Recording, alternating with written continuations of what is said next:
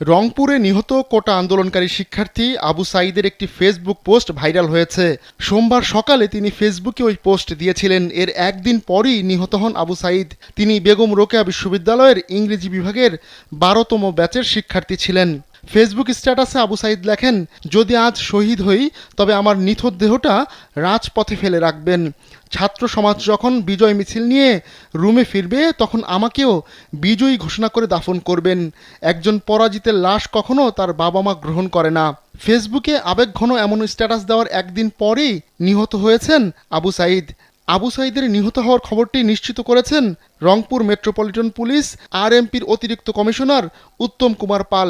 তিনি বলেন, উভয় পক্ষের সংঘর্ষে একজন নিহত হয়েছেন, তবে নিহত শিক্ষার্থী কোন পক্ষের ছিলেন তা নিশ্চিত করা যায়নি। স্যান্ডেলিনা সো, রূপচর্চায় আভিজাত্য।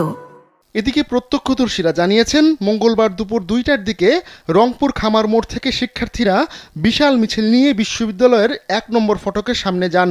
সেখানে বিভিন্ন স্লোগান দিতে থাকেন তারা। এক পর্যায়ে শিক্ষার্থীরা ক্যাম্পাসে ঢোকার চেষ্টা করলে পুলিশ বাধা দেয়। এতেই দুই পক্ষের মধ্যে সংঘর্ষ বেঁধে যায়। পুলিশ এ সময় প্রায় 200 রাউন্ড রাবার বুলেট ও টিয়ার শেল ছোড়ে। এক পর্যায়ে টিয়ার শেল লাগে আবু সাঈদের শরীরে।